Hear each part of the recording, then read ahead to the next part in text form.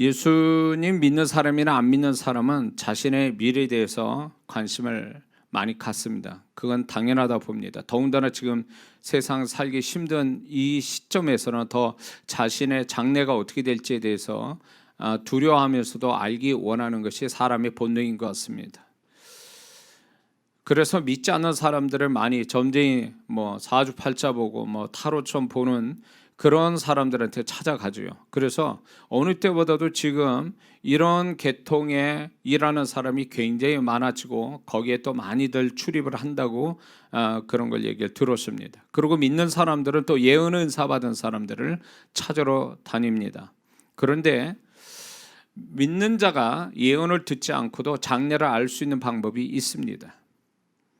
그것은 처음 시작을 어떻게 하는가를 보는 것입니다. 처음 시작을 어떻게 하는 거 보면 그럼 끝을 이미 알 수 있기 때문에 그렇습니다. 예수 믿는 사람은 처음 시작을 어떻게 하는가 보면 그 끝을 알 수 있게 되어 있다는 것입니다. 그래서 믿는 자의 인생은 살아본 다음에 끝에 가서 이런 거구나 하는 인생이 아니라는 겁니다. 예수 믿는 사람의 인생은 처음을 보면 끝이 나와 있는 인생이라는 것입니다. 그래서 예수 믿는 사람이 뭔가를 시작할 때 어떻게 시작하는가 자기가 그거를 분별할 수만 있다면 그 사람 끝은 이미 결정나 있다는 거예요. 여러분들 보링을 해보신 분들은 아실 거예요. 보링을 저도 이제 잘 모르지만 이제 쳤던 기억이 나는데, 보링할 때 그 보링 공을 최초로 손에서 떨어뜨리는 지점, 그 지점이 어떠한가 따라서 끄트머리가 어떻게 될 건가 예측할 수 있죠.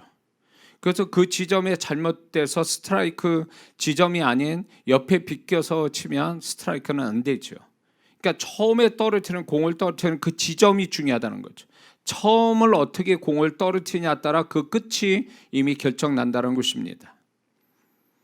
저 같은 경우에도 이렇게 모든 운동을 보면 운동하는 특히 경기를 하는 사람들의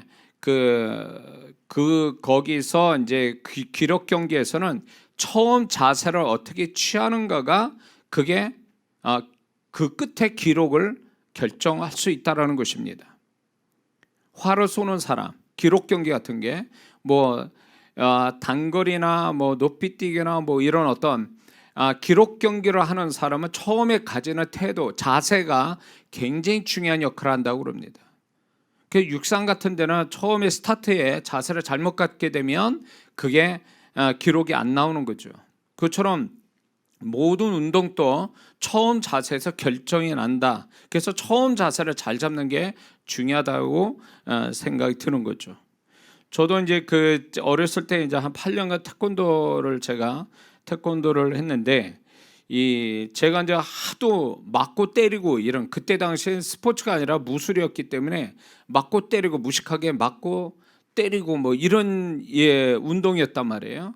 근데 이제 가끔 가다가 이제 태권도 도장끼리 이제 이렇게 시합하는 그런 이벤트가 있습니다. 그 도장끼리 얼마나 실력이 있는가, 관원들이 실력이 있는가 이제 맞붙이는 어떤 시합이 있는데, 저도 이제 그런데 자주 나가서 이 시합을 하다 보면 하도 맞고 때리는 거를 하다 보니까 딱 이렇게 자세를 잡지 않습니까? 시합할 때 대련한다 그러는데, 자세를 딱 잡으면 자세를 보고 빈틈이 있다 없다. 그다음에 상대방이 다리를 뻗으면 그 뻗은 그 다리의 모습을 보고 실력이 있다 없다, 내가 이기겠다 지겠다가 딱 답이 나와요. 처음에 이미 답이 나와요. 자세와 몸동작, 다리를 뻗는 자세를 보면 이미 내가 지겠다 이기겠다 딱 나오는 거예요. 그렇습니다. 그러니까 처음을 보면 다 안다는 얘기죠. 처음을 보면. 근데 성경 말씀에도 이런 예들을 이제 우리가 좀 살펴볼 필요가 있는데, 우리가 다 아는 잠언서 18장 21절에 죽고 사는 것은 혀의 권세 달렸느니 그 혀를 쓰기 좋아하는 자는 반드시 그 열매를 먹는다고 그랬습니다. 자, 여기서 이 말씀에 이 혀는 죽일 수도 있고 살릴 수도 있는 능력이 있다 이렇게 얘기해요. 그래서 혀를 쓰는데 처음에 어떻게 쓰는가를 보면 그 끝이 어떻게 나올까를 결론을 짓는다는 겁니다. 자, 만약 예를 들어서 말이 살리는 말을 했으면 살리는 열매가 나올 거고 죽이는 말을 했으면 죽이는 열매가 나온다라고 말씀해 주는 거예요. 그러므로 우리가 발성을 처음에 무슨 발성을 하냐에 따라서 그 발성의 끝에 그 실체가 드러난다라고 하나님이 선언하고 계시는 거예요. 그래서 우리가 나쁜 말 해놓고 좋은 열매를 맺는다? 그럴 수는 없다라는 거예요. 이미 그 사람 말이 어떤 형태의 어떤 성질의 말을 하냐에 따라서 그것이 소리만 사라질 뿐 나중에는 열매라는 눈에 보이는 실체가 나타나게 돼 있다라는 것이 하나님이 말씀해 주는 거예요. 그래서 우리의 언어는요, 소리의 개념이 아니라 능력의 개념으로 이해해야 돼요. 언어는 소리만 사라질 뿐 그 내용은 살아서 역사한다는 거예요. 그러니까 오죽하면 말씀에 마태복음 12장에도 보면 그 죽음 넘어서 하나님 앞에까지 내가 말한 것을 다 내가 말한 거를 하나님이 기억하시고 내 말로 의롭다함을 얻고 내 말로 정죄도 받을 수 있는 그런 것이 바로 언어에 있다라고 분명히 말씀하고 있습니다. 그러므로 우리가 처음에 무슨 말을 했냐에 따라 그 열매를 갖기 때문에 우리가 처음 말하는 걸 중요시 여겨야 된다는 거예요. 그게 성경에서 우리 하나님이 우리에게 말씀하는 겁니다. 그 다음에 야고보서 한 예로 보면 또 야고보서 1장 15절로 보면 우리가 다 아는 말씀처럼 욕심이 잉태한 즉 죄를 낳고 죄가 장성한 즉 사망을 낳느니라. 욕심을 부리면 이미 정답이 나왔다는 거예요. 욕심 부리면 과정이 죄를 짓게 돼 있고 그 과정의 끝은 사망이다 이렇게 얘기하고 계시는 거예요. 그러니 욕심 부렸다 그러면 이미 그 사람은 사망으로 가는 길을 접어들었다 이렇게 표현하고 있는 겁니다. 성경은 시작점을 분명히 하나님은 말씀해 주고 있어요. 그래서 예수 믿는 사람은 중간에서 확인하는 게 아니라 예수 믿는 사람 처음에 어떻게 하는가를 보면 알 수 있어요. 자기 자신이 알 수 있어요. 처음에 하나님이 말씀한 그 처음을 내가 가지고 있느냐 못 가졌냐에 따라서 그 사람의 결말은 이미 답이 나왔다라는 겁니다. 하나님이 이미 결론을 내셨다라는 거예요. 그러나 많은 그리스도인들이 하나님의 말씀이 안 그럴 수도 있어 이렇게 생각해요. 그러나 하나님께 말씀을 하신 하나님께 도전하는 거고 그게 무모하다는 걸 나중에 알게 되죠. 예수 믿는 사람은 이렇게 우연처럼 자연 어쩌해서 잘 될 수도 있어 라고 하는 이 생각은 허무한 생각이라는 거죠. 왜? 성경은 이미 시작점을 얘기하고 끝지점을 얘기하고 있기 때문에 그렇습니다.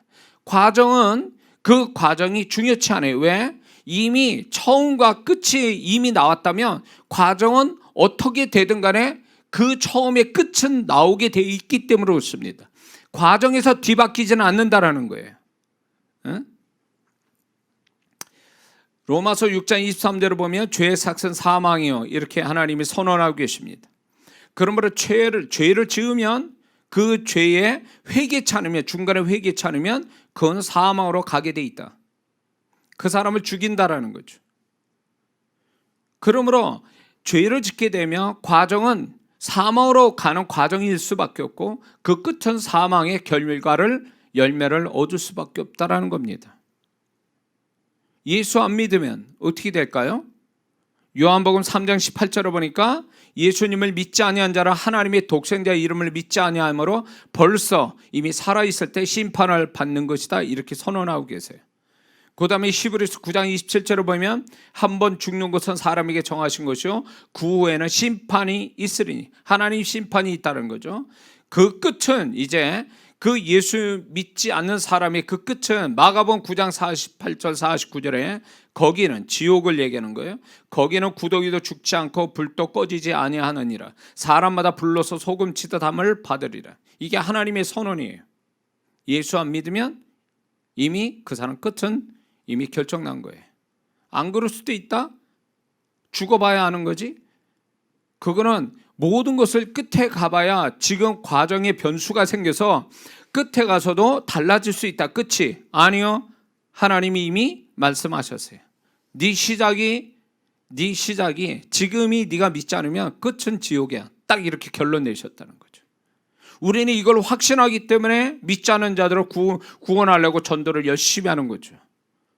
죽어봐야 알걸요. 좀 그렇지 않을 수도 있을 것 같은데 이런 아주 이 아리송한 이런 믿음을 갖는 믿는 자가 이렇다면 비극입니다. 신앙이 좋아진다는 게 뭡니까? 갈수록 하나님 말씀이 살아보니까 그 말씀이 정말 아멘이다.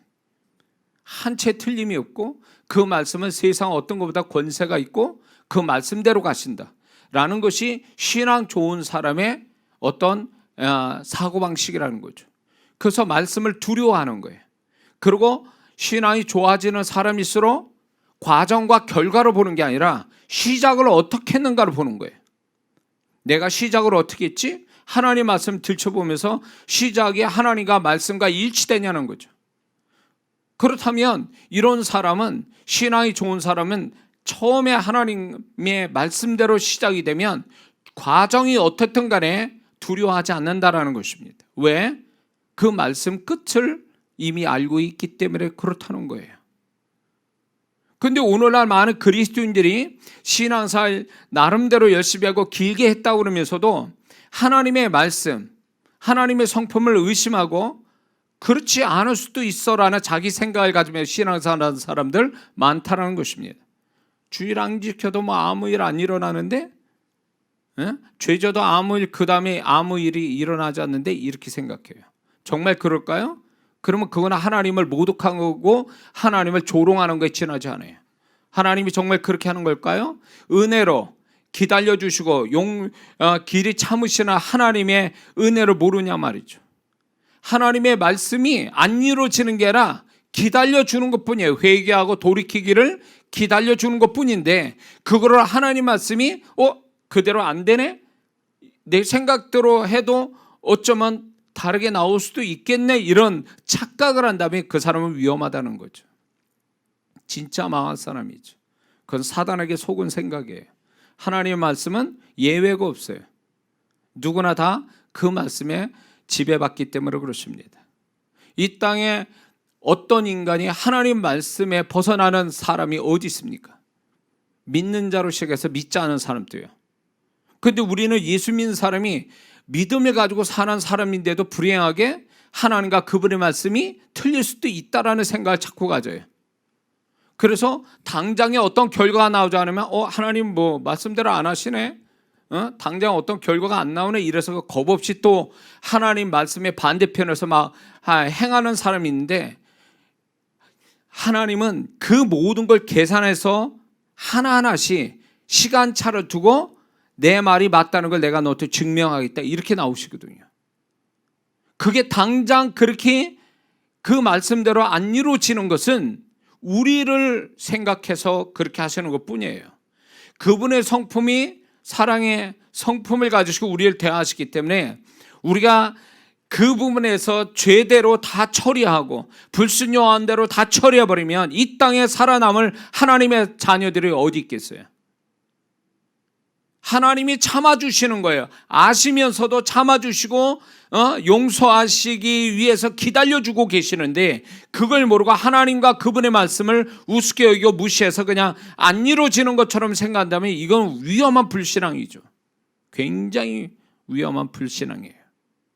신앙이 어리니까 그렇게 생각하는 거예요.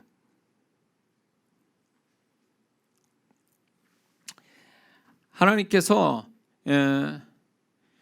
이스라엘 백성이 안식년 제7년에 가서 땅을 쉬라고 그랬는데 안 쉬고 계속 욕심부려가지고 그 땅을 개간하고 양식을 얻었습니다. 그때 당시 몰랐죠. 그러나 390년 지나서 490년 지난 다음에 그들이 바벨론 포로로 70년 동안 바벨론에게 포로 생활을 했을 때 이스라엘 땅이 다 쉬었단 말이에요. 강제로 땅이 쉬게 됐다는 거예요. 그 70년 세월이. 70년 세월이 왜 70년이냐면 그들이 안식년을 지키지 않은 70번에 대한 대가를 치르고 있는 거예요. 하나님이 기다리고 또 기다렸던 거죠. 그러나 그들이 하나님을 무시하고 하나님 앞에서 대범하고 잘못됐음에도 불구하고 돌이킬 마음이 없으니까 하나님의 기다리시다가 드디어 그 말씀대로 이루시는 거죠. 그래서 신앙 좋은 사람들은 하나님의 말씀이 세월 갈수록 점점 그 말씀이 두려워지고 그 말씀대로 간다라는 거에 대해서 지금 내가 말씀대로 시작됐는데 과정에 뭐 흔들림이 있고 어려움이 있고 고통이 있어도 그걸 다 참아낼 수 있어요. 왜? 끝을 이미 보았기 때문에, 끝을 믿기 때문에. 그게 믿음 좋은 사람이죠. 신앙 좋은 사람이죠. 예수님이 제자들 보고 저 건너편 갈릴리 호수 건너편에 있는 귀신을 들린 자를 고쳐주시기 위해서, 해결해 주시기 위해서 갈릴리 호수를 지나갈 때 분명히 그랬어요. 야, 이 호수로 건너가자. 분명히 주님의 말씀했으면 건너가게 돼 있는 건데 제자들이 주님에 대한 믿음이 부족했던 거죠. 처음에는 믿었습니다. 그러나 지나가다가 광풍을 만나니까 두려워했던 거예요. 막 빠져 죽을 것 같고, 그러니까 어부 출신들도 겁을 냈단 말이에요. 그러면서 예수님을 깨우죠. 그러면서 불만을 얘기합니다. 두려워하면서 불만을 얘기해요. 그런데 주님께서 그 파도를 잠잠케 한 다음에 주님이 처음에 하신 말씀 뭐예요? 왜 의심하느냐? 믿음이 적은 자들. 왜 처음 가졌던 주님이 말씀했던 걸 왜 끝까지 못 믿느냐, 이렇게 얘기해요. 그러니까 많은 그리스도인들이 처음에 하나님 말씀대로 잘 진행이 하다가 중간에 그런 어떤 반대적 상황의 어려움과 고난이 오면 흔들려 버려요. 이거 끝까지 정말 좋은 결과가 나올까? 하나님은 왜 이런 과정 속에 나를 안 지켜주시지? 이렇게 얘기해요. 하나님이 우리 과정 속에 어려움이 있는 것도 결국 그 사람 믿음을 단단하게 만들고 그 과정을 통해서 하나님이 영광 받으시려고 과정에 그런 어떤 어처구니 없고 계산하지 않았던 생각지 않은 어려움들을 만나게 하시는 건데, 그거를 아예 처음을 부인하고 끄트머리를 믿지 않는 이런 태도로 바뀐다면 그 사람은 중간에서 아마 다른 샛길로 빠져서 아예 결말도 못 보는, 하나님의 축복의 결말도 못 보는 사람이 될 수도 있다는 거죠. 그래서 신앙이 좋은 사람은 무엇을 얘기할까요? 시작이 좋았으면, 시작이 하나님의 뜻대로 됐으면 중간에 뭐가 있어도 뒤집어져도 끝까지 참고 견디고 끝에 소망을 갖고 가는 사람이 믿음이 굳센 자여 믿음이 큰 사람이라는 걸 우리가 잊지 말아야 될 줄 믿습니다. 어린 신앙은 처음에 제자들 같이 100% 믿습니다. 그런데 중간에 그 말씀하고 반대편이 생기면 겁을 내가지고 포기해버리고 도망가 버려요. 이게 어린 신앙이죠. 그러나 정말로 믿음 있고 주님을 신뢰하는 자들은 그것을 오히려 자신의 믿음의 연단으로 생각하고 주님을 더 바라고 소망하면서 끝까지 그 끝을 주실 걸 믿고 기다리고 인내하고 견디는 이 사람이 신앙이 좋은 사람, 성숙한 신앙의 모습인 줄 믿습니다. 예수 믿는 사람의 첫날은 언제일까요? 그거는 예수님을 영접한 날이 첫날이에요. 그래서 예수님 믿는 그 첫날부터 인생이 카운트 되는 거예요. 하나님 앞에서. 그래서 예수 믿는 사람은 예수 믿기 전에 인생은 하나님 기억지 않습니다. 그래서 우리는 예수 믿은 그 다음부터 인생이 시작되는 거예요. 그래서 구원받으면 하나님의 함께 하심과 죽음 넘어 천국이라는 끝을 이미 가진 자라는 것입니다. 예수 믿었다라는 것은요. 그래서 예수 믿으면 이미 끝을 알고 살아가는 거예요. 우리는 여기서 환난을 겪고 뭘 해도 그래, 하나님이 함께 하셔. 그리고 나는 이 죽음 너머에 천국이 있어. 이 확신 때문에 오늘 또 우리는 신앙을 지키며 살아가는 거지, 이런 끝을 확신을 못 가지면 중간에서 주님이 왜 필요한데? 나는 주님 믿었더니 더 안 돼, 더 어려워, 의미도 없어. 그러면서 중간에 구원받은 자들이 중간에 샛길로 빠지죠. 이단에 빠지고 세상으로 들어가 버리고, 그렇게 되면 그 사람은 구원을 잃게 돼 있죠. 그거는 하나님의 끝에 대한, 하나님이 우리 신앙의 끝에 대한 소망과 믿음을 못 가져서 그런 거예요. 우리는 지금 구원받고 천국 가는 그 중간 지점의 과정을 지나가고 있는 거예요. 믿습니까? 이 과정을 지나가고 있는데 이 과정에서 제자들 같이 풍랑을 만나고 힘들 수 있어요. 그렇다고 해서 우리가 저 끝에 하나님이 약속한 거를, 구원받은 자의 약속한 거를 믿지 못한다면 그 과정에 다 쓰러지고 넘어지고 잡히게 될 수도 있다는 거죠. 그래서 이때 우리가 과정에 흔들리지 않고 끝에 소망을 더 갖자고 신앙생활 그래서 하는 거예요. 그리고 교회에 와서 성도들끼리 교제하고 서로 격려해주고 기도해주는 것도 결국 우리가 중간에 샛길로 빠지지 않고 세상에 그쪽에 들어가지 않고 끝에 소망을 가지고 견디면서 신앙생활을 하자고 우리가 서로가 모인 게 교회라는 거죠. 할렐루야. 하나님은 살아있는 것들의 첫 것을 거룩하게 구별하셨고 또 첫 것을 하나님의 것이라고 말씀하십니다. 그래서 첫 것을 당신에게 드리라고 명령도 하고 계시죠. 자, 민수기 3장 12절 13절을 보면 이런 말씀이 있습니다. 보라, 내가 이스라엘 자손 중에 레위인을 택하여 이스라엘 자손 중에 태를 열어 태어난 모든 마지를 대신하여 하였은즉 레위인은 내 것이라. 처음 태어난 자는 다 내 것임을 내가 애굽 땅에서 그 처음 태어난 자를 다 죽이던 날에 이스라엘의 처음 태어난 자는 사람이나 짐승을 다 거룩하게 구별하였으니 그들은 내 것이 될 것임이니라. 이렇게 말씀하고 있어요. 그래서 우리가 이 첫 것에 대한 하나님이 분명히 태도를 이렇게 보이고 계십니다. 첫 것은 거룩하고 구별됐다 이렇게 얘기하세요. 또 민수기 3장 12절 출애굽기 23장 19절을 보니까 너희 토지에서 처음 익은 열매의 첫 것을 가져다가 너희 하나님 여호와의 전에 드릴지니라. 레위기 27장 26절에도 보면 오직 가축 중에 처음 난 것은 여호와께 드릴 첫 것이니라. 이렇게 말씀하고 있어요. 하나님께서는 첫 것을 소중히 여기고 구별돼서 거룩하게 하셨고 그 첫 것은 하나님의 것이다. 그러므로 하나님께 돌려야 된다. 하나님께 드려야 된다라고 분명히 하나님이 선언하고 계십니다. 그래서 재미있는 사실은요. 오래전에 어떤 목회 연구소에서 이렇게 설문조사를 했는데 한국 목회자를 설문조사했는데 재미있는 결과가 하나가 나왔어요. 그게 뭐냐면 목회자 되는 분들이 그 장남이 많다는 것입니다. 사모되는 분이 장녀가 많다는 통계를 보면서 야, 하나님 말씀대로 가는구나. 첫 것은 하나님 것이라고 그랬더니 하나님께 바쳐진 자들, 주의 종 되는 사람들이 장녀, 장남들이 많다는 것에 대해서 참 재미있게 제가 그때 보았던 기억이 납니다. 하나님은 굉장히 첫 것을 중요히 여겨요. 그리고 그것은 하나님 것이라고 선언하고 계십니다. 뿐만 아니라 하나님은 첫 것을 드린 자를 기쁘게 받으신다는 것입니다. 창세기 4장에 보면 가인과 아벨의 제사가 나오죠. 그런데 아벨의 제사만 하나님 받으셨어요.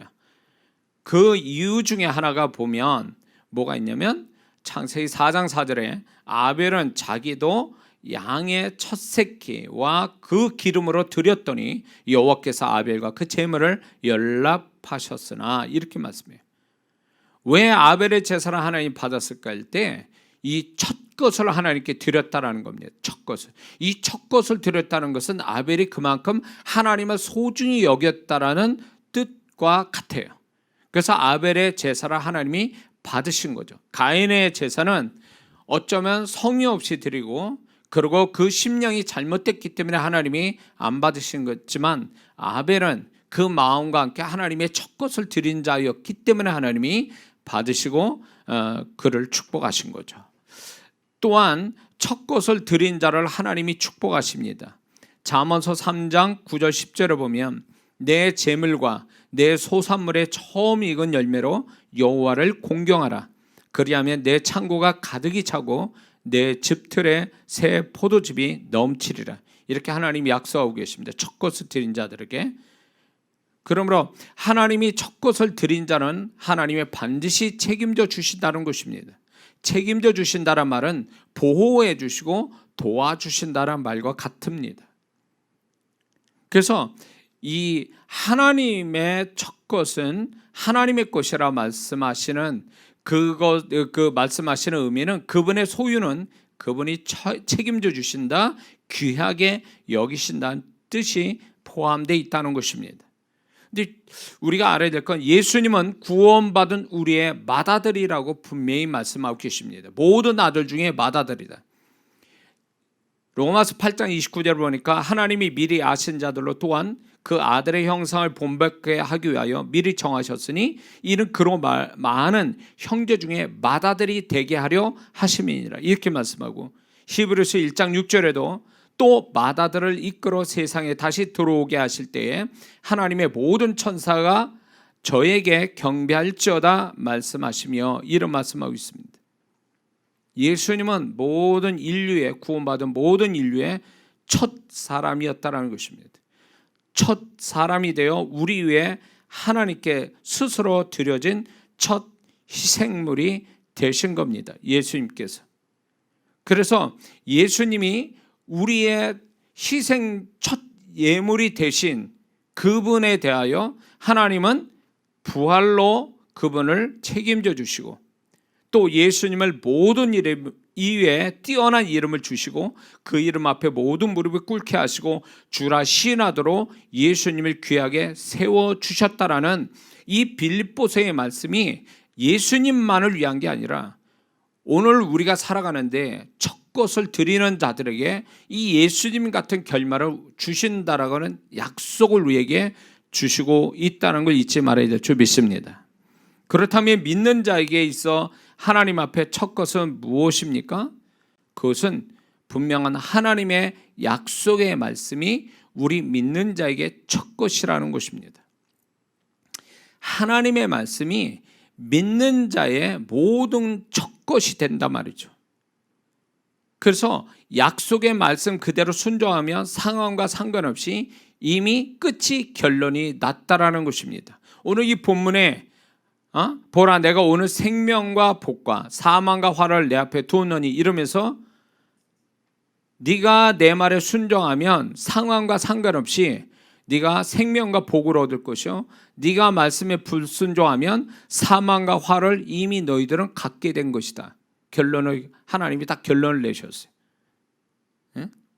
여호수아 1장에도 보면 이스라엘 백성이 앞으로 이제 7년의 전쟁을 치러야 되는데 알지 못하는 7족속과 7년 전쟁을 치르는데 그 싸움은 이미 하나님이 결론을 내셨다라는 게 어떻게? 이렇게 결론 내세요. 여호수아서 1장 8절에 이 율법책을 내 입에서 떠나지 말게 하며 주야로 그거를 묵상하여 그 가운데 기록한 대로 다 지켜 행하라. 그리하면 내 길이 평탄하게 될 것이라 내가 형통하리라. 이미 7년 전쟁 그건 의미가 없다는 거예요. 네가 지금 내 말에 순종하고 그 말씀을 기억하고 있다면 너는 이미 평탄케 되고 형통케 된다, 이렇게 약속을 주시는 거예요. 결론을 내신 거예요. 하나님이 모든 걸 주관하시고 그 말씀이 이 모든 권세 중에 뛰어난 권세를 말씀으로 우리에게 주셨기 때문에 네가 처음에 말씀을 지킨다면 너는 끝은 이미 답이 나온 거야. 이렇게 못 지키면 그 끝은 이미 결론 난 거다. 이렇게 얘기하시는 거예요. 그래서 예수 믿는 사람이 살아봐서 아는 인생이 아니라는 거예요. 우리가 시작을 어떻게 했나를 보면 끝이 이미 하나님이 다 예언하고 계신다는 거죠. 우리가 예언의 연사를 안 받아도 우리가 처음 내가 어떻게 하는가를 보면 이미 하나님 말씀에서 이미 답이 나와 있다는 거죠. 그래서 그 말씀을 끝에 나한테 약속을 주신 말씀을 끝까지 붙들고 가는 자는 그 말씀의 결말을 보는 거고, 또 말씀이 잘못 하나님 말씀에 불순종하면서도 잘 될 거라고 하는 사람은 나중에 그게 아니라는 걸 뒤에 가서 후회하게 될 거라는 거죠. 자, 창세기 1장 3절 세상을 창조할 때 첫 번째 하나님이 이런 말씀하죠. 하나님이 이르시되 빛이 있으라 하시니 빛이 있었고, 이렇게 말씀해요. 하나님의 말씀이 곧 모든 것을 결정적이고 말씀 그대로 이루신다는 걸 선언하고 계시는 거예요. 말씀이 그렇게 나오면 결론은 이미 났다, 이 얘기예요. 우리는 소리로 말씀하신 그 하나님을 우리는 지금 문자로 지금 말씀을 받고 있잖아요. 그래서 이 말씀은 이미 세상을 살아봐서 아는 게 아니라 네가 시작이 어떻게 되면 그 말씀대로 끝을 볼 것이다. 근데 오늘날 성도분들이 문제가 뭐냐면 말씀을 믿는 것 같으나 안 믿어요. 기도 실컷 해놓고 안 믿어요. 불신해요. 뭐예요? 기도의 약속을 안 믿는 거예요. 기도만 했지 기도에 대한 약속을 안 믿는 거죠. 그러니까 오늘날 성도분들이 믿는 것 같은데 정작 믿어서 역사로 볼 때는 안 믿는 태도를 보여요. 이게 너무너무 이게 어처구니 없는 거죠. 정말 믿는다면, 정말로 말씀을 믿는다면 그 처음에 대한 확신을 끝까지 가지고 가는 것이 믿는 거예요. 중간에 믿다가 중간에 포기하는 건 믿는 게 아니에요. 믿는 척하는 거고, 그거는 잠깐 믿었다가 마는 것은 믿음이 아니에요. 믿음은 바라는 것들의 실상이 나와야 돼요. 내가 바라는 것이 실상이 나와야 그 사람이 믿음이 있다고 선언하고 계시는 거예요. 그러므로 내가 처음 믿었는데 중간에 안 믿었다, 안 믿은 거예요. 그거는 하나님은요 끝까지 가야 그거를 인정해 주신다는 거예요. 그래서 오늘날 성도들이 믿음을 가지고 신앙생활 시작했다가 타락해가지고 안 믿어요. 안 믿은 거예요. 그거는 그럼 믿는 게 아니라고. 하나님 보실 때는 너는 안 믿는 거야. 그래서 저는 교회 다니다 안 다닌 사람은 다시 예수님 영접을 다시 해야 돼요. 정말 교회를 과거 다니면 뭐하냐고. 중간에 안 믿어버렸는데 안 믿으면 그 사람 불신자지 뭐. 전 그렇게 해석하는 거예요. 그래야 안전하는 거지. 내가 그런 사람이 교회 안 다니고 세상 속에 살아도 난 구원받은지, 난 그거 안 믿어요. 그 누가 그렇게 얘기해요? 믿음은 끝까지 유지될 때, 그 믿음이 끝나는 순간까지 믿어질 때 그게 그 믿음을 인정하시는 거지, 중간에 믿음을 포기하면 그건 믿음이 아니에요.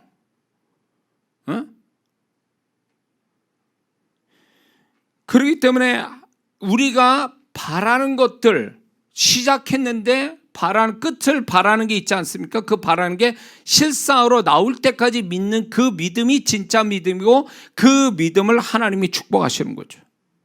중간에 믿음이 사라진 거는 하나님이 인정 안 하십니다. 자, 사울 왕이 아말렉 족속을 하나님이 다 죽이라 했어요. 생명을 다 죽이라 했지만 사울 왕이 그렇게 했습니까? 중간에 반쪽만 순종했죠. 아각 왕을 살리고 좋은 짐승들은 자기가 취하고 생명은 다 죽이라 했는데, 어떻게 보면 순종한 것 같은데 온전한 순종이 아니죠. 근데 하나님은 어떻게 결론 냈어요? 너는 불순종했다. 하나님이 세운 자를 후회하시고 그를 버렸습니다. 반쪽 순종, 반쪽 믿음은 하나님이 인정 안 해요. 과거에 나 신앙생활, 과거에 열심히 하면 뭐해? 지금 뭐 하고 있냐고. 지금 하나님은 지금을 묻는 거예요. 지금을. 네가 지금 어떤 모습인데? 그걸 보시고 판가름하시고, 네가 믿음 가졌어? 그럼 너 실상 봤니? 실상 보기 전까지 네가 그 믿음을 갖고 있으면 내가 인정하지만, 네가 실상을 보지 못한 채 믿음을 버린다면 넌 믿음이 없는 거야. 이렇게 이렇게 판단하신다는 거예요. 근데 우리끼리는 조금 믿었는데요, 그러면 우리는 믿었다라고 이제 쳐주죠. 그러나 하나님은 그렇게 안 보세요. 넌 안 믿은 거야. 안 믿은 걸 그렇게 보신다는 거죠. 믿었다면 실상을 봐야지. 믿었다면 너는 그 실상을 나한테 보여라, 그거예요. 근데 우리는 실상을 보지 못한 채 중간에 포기하면 그는 온전한 믿음도 아니고 하나님께 인정받지도 못하는 믿음이라는 걸 우리는 알아야 됩니다. 자, 그러므로 우리가 이제 하나님 말씀을 우리가 기준 삼아서 우리가 그걸 통해서 우리가 정말로 하나님 말씀을 통해서 우리가 끝까지 정말 믿음을 가진 자냐 안 가진 자냐, 그거를 가려낼 수 있고, 그 다음에 우리가 하나님의 하나님의 첫 것을 우리가 정말 지키고 가는 자냐 안 가는 자냐는 그 말씀을 통해서 우리가 알 수 있는데, 그러면 하나님 말씀의 어떤 부분이 우리한테 첫 것이냐는 거죠. 이게 중요합니다. 이제부터 믿는 자의 첫 것, 하나님 약속의 말씀 중에 첫 것은 뭐냐? 그럴 때 첫 번째는요, 주일이 시간 속에 첫 것이에요. 믿는 자의 첫 것이에요. 주일은 예수님이 부활하신 날은 안식일 지난 첫날이죠. 그래서 오늘날 주일이 된 거예요. 그러므로 주일 지키는 것은 일주일 중에 첫날을 지키는 거예요. 우리는 착각하지 말아야 돼요. 저는 과거에 그런 착각했어요.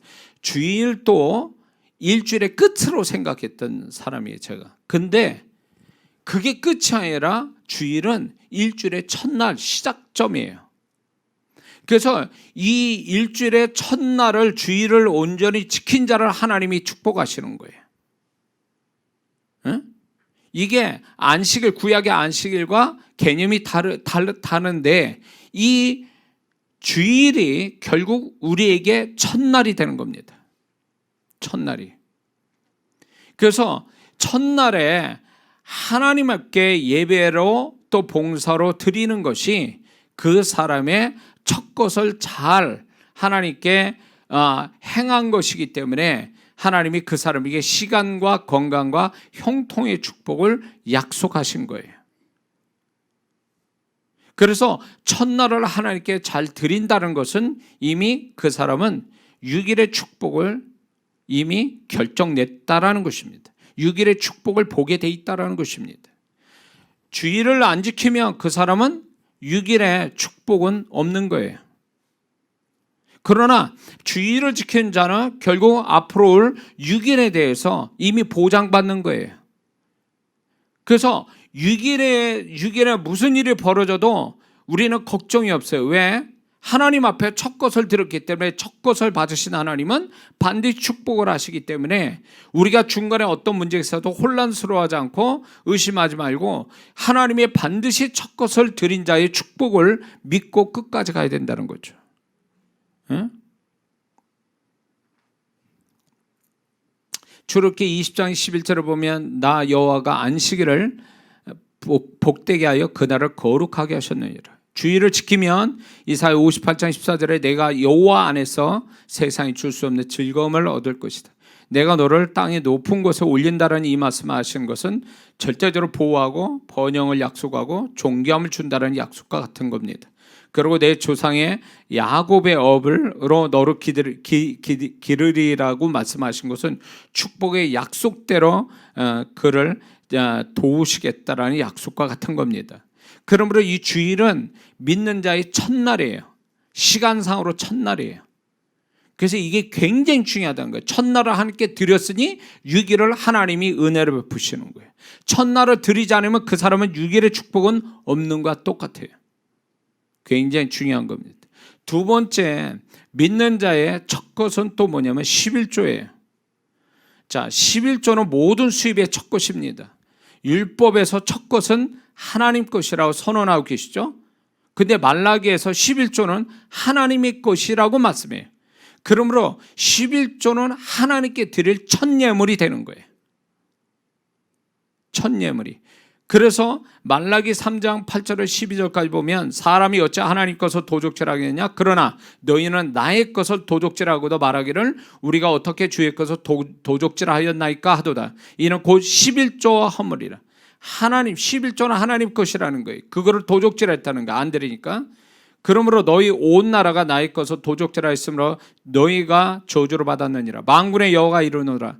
내가 너희를 위하여 메뚜기를 금하며 너희 토지 소산을 멸하지 않냐며 너희 밭에 포도 과실로 귀한 자를 떨어지지 않게 하리니 너희 땅이 아름다워짐으로 모든 이방인들이 너를 복되다 하리라.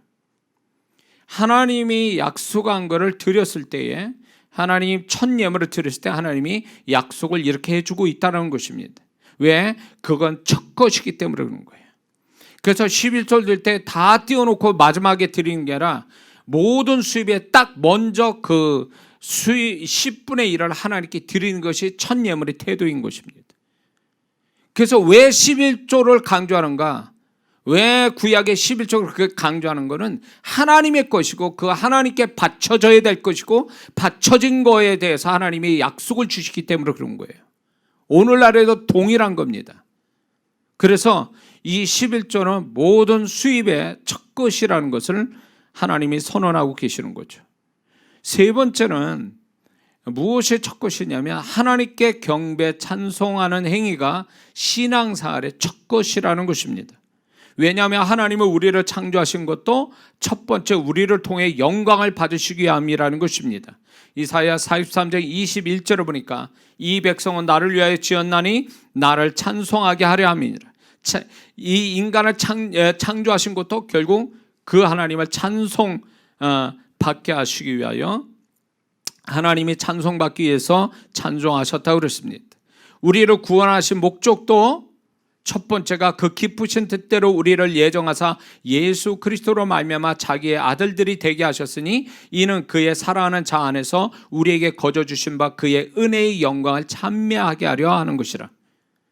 그러므로 예배는 결국 신앙생활의 첫 번째 행위라는 것입니다. 그래서 예배를 드린다는 건 하나님께 첫 것을 드리는 것과 같은 거라는 것입니다. 이게 예표가 되는 건 뭐냐면 하나님이 아브라함을 가나안 땅에 들어가라고 말씀해 놓고 가나안 땅에 아브라함이 들어와서 베델과 아이 사이에 처음에 한 일이 뭔지 아세요? 제단을 쌓아서 하나님께 영광 돌렸다는 거예요. 이게 율법 있기도 전에 있었다라는 거죠. 그것이 이제 율법으로 들어와서 유대인에게 있어서 이제 제사를 하나님이 명령하시죠. 그 제사 중에 매일 드리는 번제가 있습니다. 아침 저녁으로. 근데 그 아침에 보통 9시에 제사를 드려요. 이게 그날 하루에 하나님께 드리는 첫 행위예요. 이 번제가. 그래서 하나님이 그런 번제를 통해서 제사를 통해서 하나님이 이스라엘 백성에게 은혜를 베푸시고 축복하시는 거예요. 이 제사가 결국 오늘의 우리의 예배와 같은 거죠. 그러므로 예수 믿는 사람이 예배를 열심히 드리는 것은 하나님께 신앙행위의 첫 것을 드리는 것과 똑같다라는 것입니다. 제가 개척하고 얼마 안 있어서 이런 일이 벌어졌어요. 어느 집사님이 저한테 와서, 그때 전도사였어요, 제가. 예, 그 어느 분이 지금 병원에서 수술도 못하고 죽을 날짜를 받아놓고 집에 왔다는 거예요. 그래서 좀 이분을 와서 이제 기도를 해달라고 그러면서 저한테 부탁해서 이제 그분을 갔습니다. 그 집에 가니까 이분이 배가 이만해. 복수가 차가지고. 근데 보니까 이분은 간이 아니라 신부전증. 그러니까 요독이 차가지고 빼지를 못하는 거예요. 빼지 못해가지고 배가 이만큼 부른 거예요. 근데 이게 왜 병원에서 내보냈냐면 저는 우리 아버님 그 신부전증 때문에 한양대병원에 입원해서 제가 보았는데 이거를 요독을 잘못 빼면요. 그 요독을 빼다가 죽는 사람을 봤거든요. 바로 옆에 침실에서. 그런 사람 봤기 때문에 병원에서는 요독을 빼다가 죽을 수도 있으니까 그냥 내보낸 거예요. 이렇게 되면 죽을 수도 있으니까. 그래서 내보내서 이분은 죽을 날짜만 받아서 배가 이만해진 거예요. 근데 이제 저보고 이제 이분을 기도해달라, 전도 대상자니까 기도해달라고 그 집사님이 저한테 부탁해서 저도 이제 난감했죠. 그런데 하여튼 믿음을 가지고 기도를 했습니다. 근데 놀라운 건 그분이 소변을 봤다는 거예요. 배가 줄었다는 거예요. 이거 놀라운 기적이에요. 제 첫 번째 목회의 첫 번째 기적이에요, 이게. 그 배가 주는 거예요. 소변을 보면서 배가 줄었어요. 그래서 제가 이랬어요. 성도님, 우리 이제 예수님 영접까지 하고 그래가지고 우리 교회 오세요. 예배를 드리셔야 됩니다. 그때가 주중이었어요. 주일날 와서 예배 드려야 됩니다. 그때 교회 차도 없었어요. 택시 타고 오세요. 그래서 예배 드리셔야 됩니다. 그렇게 부탁을 했어요. 근데 주일날 올 줄 알았더니 안 왔어요, 이분이. 안 와가지고 이분이 와야 되는데 하나님의 역사를 보고도 왜 안 오지? 라고 해서 있다가 그 주일날 지난 다음에 제가 갔죠. 그랬더니 뭐라냐면 이분이 그 사이에 천주교에서 왔다는 거예요. 수녀님하고 그 성도님이 와서 딱 이 얘기한 거예요. 돌아가시면 천주교에서는 공동묘지가 있어서 거기에 무료로 이렇게 안장이 되고 다 그렇게 한다는 거예요. 그 말에 이분이 거기에 빠진 거예요. 자기가 이제 죽을 날짜가 얼마 안 된 줄 아니까 이제 자기가 이제 남아 있는 가족들한테 짐되지 않게 해서 천주교에서 그렇게 해준다니까 줘가라 하고 거기는 가지 않고 신부가 와서 이제 그걸 해준 거예요. 뭐 거기 예배 드리시듯이 이렇게. 그리고 죽었어요. 진짜로. 나는 그 귀신 역사라 보는 거예요. 그분은 제가 이 전도사가 마음 다해서 믿음 가지고 온 믿음을 가지고 기도해서 그분이 복수 차서 이게 저희 아버님이 만성 신부전증 환자로 있다 돌아가셨기 때문에 알아요. 그 병에 대해서. 제가 공부도 했으니까 그것 때문에. 요독이 안 빠져요. 절대로 안 빠져요. 그런데 이분이 소변을 봤다는 거는 그게 이제 소변에 나오는 요독이 빠져나왔다는 얘기인데 뭔지는 모르지만 그분은 돌아가셨어요. 결국 살 사람인데 살지 못하고 죽은 거예요. 죽음을 먼저 생각한 거죠. 삶을 먼저 생각한 게 아니라 죽음을 생각한 거예요. 하나님이 예배를 드리라고 그렇게 저는 그때 그 마음, 예배를 드려야 이 축복이 안정되고 하나님이 지켜주실 것 같으니까 예배를 드리라고. 근데 이제 그때 뭐 저도 형편이 없었으니까 택시 타고 오라고 그랬는데도 이분이 안 온 거죠. 그때 마음이 또 이런 일이 있구나. 그래 마음 아팠어요. 그분이 그렇게 돌아가신 게. 근데 그 후에 또 사건이 뭐가 있었냐면 저한테 신유은사를 하나님이 그 후에 주셨어요. 주시고 나서 많은 분들이 치유를 받았는데 이런 일들이 벌어졌어요. 저는 꼭 예배를 드린 다음에 기도 받으세요. 이제 제가 원칙을 세웠는데 이분이 하도 사정을 하니까 주중에 교회를 와요. 그러면 이제 제가 주중에 기도를 드리면 그게 낫는 거예요. 나으면 주일날 예배를 드려야 되는데 예배를 안 드리는 거예요. 그러고 나서 이분이 다시 오는데 보니까 병이 다시 도졌어요. 그때 하나님 가르쳐준 게 이거예요. 예배를 드려야 하나님께 영광이 되지 않은 채 자기 축복만 딱 가지고 딱 가버리는 사람은 이 사람은 다시 원위치를 축복이 소멸된다는 걸 그때 알은 거예요. 그래서 말씀을 다시 봤어요. 누가복음에 보면은 10명의 문둥병자가 가다가 고침받았죠. 주님의 말씀 듣고 믿음 가지고 가다가 고침받았는데 한 사람 사마리만 와서 감사했는데 예수님은 그 9명 어디 갔냐 이렇게 말씀하고 그 다음 하신 말이 네 믿음이 너를 구원했다 이러면서 다시 얘기하세요. 이 얘기하는 게 뭐냐면 9명은 암시적으로 9명은 다시 문병이 걸렸다는 걸 암시하는 거예요. 제가 임상적으로 경험한 거예요. 하나님 앞에 영광이 되지 않게 하면 그 사람 축복은 그건 일시적인 거지 하나님이 보증하는 게 아니라는 거예요. 그래서 반드시 하나님이 역사하신 것이 나타나면 하나님께 예배를 통해서 영광을 돌려야 돼요. 그래야 그 축복을 보장받지 자기만 딸랑 이렇게 복받고 그냥 싹 사라져버린 하나님께 높이 하나님의 영광을 드러내지 않으면 그 사람은 나중에 다시 그 병 도집니다. 분명히 아셔야 돼요. 이거는. 그래서 우리가 예배를 드린다는 게 굉장히 중요한 것이에요. 출애굽기 20장 24절에 내게 토단을 쌓고 그 위에 내 양과 소로 내 번제와 화목제를 드리라. 내가 내 이름 기념하는 그 모든 곳에 내게 임하여 복을 주리라. 예배를 통하여 하나님께 영광되고 그게 축복을 받는데 그 전에 복을 받은 사람은 확증이 이렇게 확정해 주는 거죠. 그 예배 자체가. 그래서 예배를 드려야 돼요. 그리고 예배를 드린 다음에 제가 기도를 해주면 기도하기 전에 예배 드리기 전에 기도해 주는 거하고 예배 드린 다음에 기도해 주는 게 달라요. 하나님이 영광을 받으시니까 은혜를 주시는 거죠. 이거 분명히 기억해 두셔야 됩니다. 네 번째 우리 믿는 자에게 첫 것은 뭐냐? 부모 공경이 사랑 관계의 첫 것입니다. 에베소서 6장 2절 3절에 내 아버지와 어머니를 공경하라. 이것은 약속이 있는 첫 계명이니 이는 내가 잘되고 땅에서 장수하리라. 부모 공경은요 10계명에서 제5계명 계명으로 사람을 향한 첫 계명이에요. 부모 공경은 이 모든 관계의 첫 것은 부모 공경이에요. 첫 관계가 부모 관계예요. 부모 자식 관계. 그래서 부모님께 잘해야 돼요.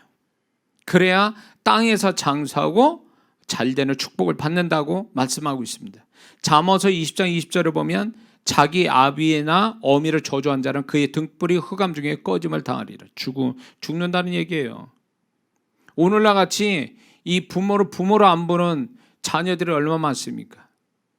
망하는 거예요. 하나님 말씀 그대로 갑니다. 그래서 이게요, 부모도 연약한 존재니까 그걸 인정하고 이해해드리고, 그래서 말씀 그대로 부모를 공경한 자는 결국 이 약속대로 축복을 받습니다. 근데 부모를 우습게 여기고 부모를 이렇게 막대하는 사람은 결국 하나님 축복 못 받습니다. 얼마나 중요했으면 사람을 향한 계명 중에 10계명 중에 첫 계명이 부모 관계 얘기했겠냐, 그 얘기예요. 그래서 부모 공경하는 거는 사람 관계의 첫 것이에요. 그렇기 때문에 부모 공경 잘하는 사람은 사람 관계에도 축복을 받게 돼 있는 거예요. 첫 것을 잘하기 때문에. 첫 것을 하나님 원하는 대로 하니까 그 사람에게 그 심은 대로 거둔다고 관계의 축복을 주시는 거예요. 이해가 되십니까? 다섯 번째는 존재의 첫 것은 그 사람의 생각입니다. 왜냐하면 하나님이 그 사람의 생각에 따라 그 사람의 장래와 끝을 결정하시기 때문에 그렇습니다. 잠언서 23장 7절을 보니까 되죠. 그 마음의 생각이 어떠하면 그 위인도 그러한즉, 이렇게 말씀하고 있습니다. 그 됨됨이도 그렇다는 거예요. 누가복음 12장에 보면 주님의 비유 속에 어리석은 부자의 이야기가 나오죠. 제가 얘기했을 거예요. 어리석은 부자의 얘기를 하는, 그 부자를 비유로 드시는데, 그 사람은, 그 부자는요 밭에 소출이 너무 많이 나와서 행복한 고민하고 있는데 하고 있었어요. 근데 그 비유 속에 주님이 이렇게 표현해. 그의 심중에 마음에 생각하고만 있었다라는 거예요. 그런데 그 생각에 대하여 하나님은 어리석다. 지금 네 영혼을 오늘 데려가면 네 예비된 게 누구 것이 되겠냐면서 어리석다라고 선언하는 이 말씀을 뭐냐면 그의 생각을 보셨다라는 거고, 그 생각에 따라서 판단을 하신다는 걸 얘기해 주는 거예요. 이 말씀은 다시 말해서 네가 생각을 올바르게 하지 않으면, 지혜롭게 하지 않으면 네 생명 오늘 밤이라도 내가 데려갈 수 있어, 이렇게 얘기하시는 거예요. 그러므로 그 사람의 존재의 첫 것은 행위가 아니라, 세상은 행위로 보지만 하나님은 그 사람의 존재의 첫 것을 생각으로 보시는 거예요. 그러므로 생각을 관리를 잘못하면 이 생각으로 인해서 하나님이 판단하실 때 어리석다, 미련하다, 지혜롭다, 착하다, 이렇게 얘기하시는 거예요. 그러므로 예수 믿는 사람은요, 이 생각 관리를 잘하지 못하면 생각에서도 하나님 판단이 들어가 버리니까 그건 굉장히 우리는 아주 중요한 부분이라는 걸 생각해야 됩니다. 사무엘하, 그게 얼마나 중요한지 사무엘하에 보면 다윗은 선지자 나단에게 이런 하나님의 성전을 짓는 것에 대해서 생각하고 그걸 생각하고 말을 했단 말이에요. 그러니까 하나님이 바로 이런 얘기하세요. 이제 내 종 다윗에게 이처럼 말하라. 만군의 여호와께서 이처럼 말씀하시기를, 내가 너를 목장 곧 양을 따르는 데서 취하여 내 백성 이스라엘의 주권자를 삼고 내가 어디로 가든지 내가 너와 함께 있어 내 모든 대적을 내 앞에 멸하였은즉 세상에서 존귀한 자의 이름같이 내 이름을 존귀케 만들어 주리라. 내 수완이 차서 내 조상들과 함께 잘 때에 내가 내 몸에서 날 자식을 내 뒤에 세워 그 나라를 경고케 하리라. 성전을 짓지도 않았어요. 지금 성전을 짓지도 않고 하나님이 기뻐하는, 하나님의 성전을 짓고자 하는 마음을 딱 먹은 것에 대하여 하나님이 미리 이렇게 예언하고 계신 거예요. 그러고 나서 그 다음에 어떻게 됐습니까? 다윗이 가는 데마다 이기게 하셨다 그랬어요. 형통케 하셨다. 그 단어가 계속 나오죠. 뭐예요? 하나님이 다윗의 그 진실한 하나님의 성전을 향한, 성전을 짓고자 하는 생각을 하나님이 인정하시고 축복하신 거예요. 그게 어리석은 부자는 그 자기가 어리석은 생각 때문에 그 영혼이 죽을 수도 있었는데, 다윗은 그 생각 하나로 하나님의 축복을 받고 있죠. 그러므로 예수 믿는 사람은요, 우리가 말 잘하고 행동만 잘한다고 되는 게 아니라 생각을 어떻게 하냐에 따라 하나님 판단이 거기서부터 시작된다는 거예요. 그래서 존재의 시작은 생각에 있다는 거예요. 그래서 생각을 올바르게 하는 거, 하나님이 기뻐하는 생각을 다윗처럼 갖는 거 굉장히 중요합니다. 그리고 그 생각이 세 가지 근원이 있는데, 하나님으로부터 오는 게 있고 마귀로부터 오는 게 있고 자기 육신에서 오는 게 있어요. 이 생각을 잘 근원을 살펴서 하나님의 생각만 남게 해줘야 돼요. 내 생각 속에. 인간 어떤 육신의 생각, 마귀가 주는 생각은 우리 생각 속에 자리 잡지 못하게 해야 된다는 걸 우리가 분명히 알고 있어야 될 줄 믿습니다. 하나님의 판단은 그 사람의 생각에서 시작됩니다. 왜? 그 생각은 존재의 첫 것이기 때문에 그렇습니다. 여섯 번째는 믿는 자의 모든 행동의 첫 것은 기도가 되어야 합니다. 기도가 믿는 자의 모든 행동의 첫 것이기 때문에 그렇습니다. 그래서 첫 것에 기도를 먼저 하게 되면 하나님이 그 다음을 모든 걸 이끄시고 책임져 주십니다. 예수 믿는 사람은 기도를 뒤에 가서 하든가 문제가 터지면 그때 하는 것은 이미 기도의 타이밍을 놓치는 거예요. 기도가 우리가 모든 행동을 하기 직전에 해야 될 첫 것이라는 걸 잊지 말아야 됩니다. 그러면 그 기도로 하나님께 맡긴 그 사람을 하나님이 다 책임져 주시는 거예요. 기도 안 하면 어떻게 돼? 자기가 다 책임져야 돼. 그거는. 그래서 어떤 이런 거예요. 나 오늘 그냥 어제도 잘 살아왔으니까 오늘도 잘 살 거야. 그리고 기도 안 한 사람들이 있어요. 어떻게 장담해요? 뉴스로 보니까 광주에 정말 안타까운 사건이 생겼죠. 그 건물이 7층짜리인가 8층짜리가 그냥 갑자기 도로로 쏟아져가지고 버스 탄 사람이 아주 그냥 졸지에 거기서 사람이 죽었지 않습니까? 그 사람들. 그거 몇 초 사이에요. 넘어진 거 보니까. 인생 그날 그렇게 끝날 줄 누가 알았겠어요? 그분들이. 모르는 거예요. 근데 우리는 어제도 잘 살았으니까 오늘도 잘 살 거야. 기도할 필요가 없어. 어제 잘 살아왔으니까. 누가 그렇게 말을 했습니까? 오늘 무슨 일이 벌지 누가 알아? 기도를 왜 안 하는 줄 아세요? 하나님 없이도 나는 여전히 잘 돼 왔으니까 지금도 잘 되어 갈까. 그러니까 기도할 필요가 없다라고 생각하는 거예요. 이게 불신앙이죠. 교만이죠. 자기 장래를 어떻게 알아? 10분 후에 어떻게 될 줄 알고. 그렇기 때문에 우리의 모든 행위의 첫 것은 기도가 돼야 돼요. 그래야 안전한 거예요. 그래야 하나님이 그 뒷감당해 주시잖아요. 하나님 오늘 또 몇 시에 누구 만나고 어디로 가야 됩니다. 오늘 또 어떻게 이런 일이 저런 일이 있습니다. 주님께 부탁합니다. 제가 어떻게 할지 모르니까 생각과 입술과 발걸음을 지켜주세요. 뭐 이렇게 하면서 기도를 내가 행동하기 전에 맡겨놓으면 그분이 알아서 다 이끌어 가시잖아요. 안 될 것은 피해가게 하시고 정말 내가 만나야 될 거는 만나게 해주시는 그분의 은혜로 만날 텐데 불신앙, 어제도 잘 살았으니까 오늘도 잘 살 거라는 자기 확신, 자기 신념 가지고 그렇게 했다가 나중에 날벼락 당하면 그거 하나님 책임 못 집니다. 하나님은 나를 지켜주신다고요?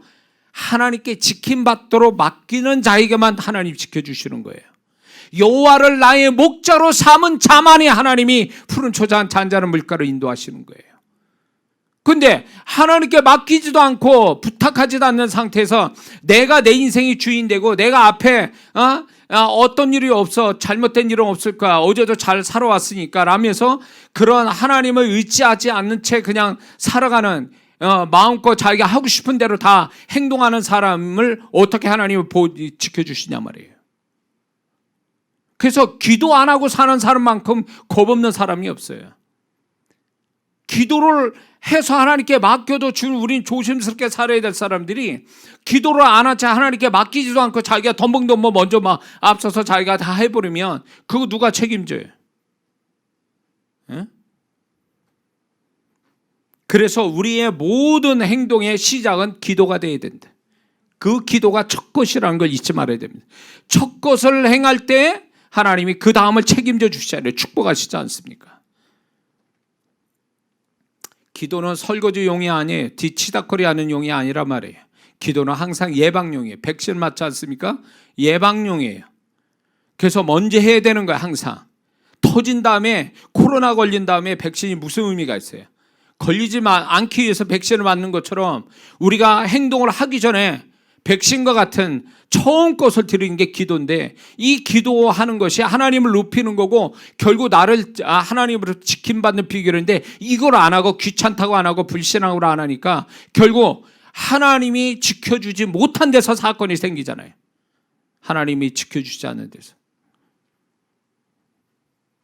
내가 만약에 기도를 했다면 내가 기도하고 먼저 기도하고 움직였다면 하나님이 이게 다 뜻이 있어서 나를 이렇게 이끌어 가는구나. 내가 생각지 않은 일들이 벌어져도 하나님이 나에게 더 유리하고 유익되기 위해서 그분이 지금 이런 일 벌어지고 내 계획대로 안 가고 이렇게 흘러가는구나. 믿음을 갖잖아요.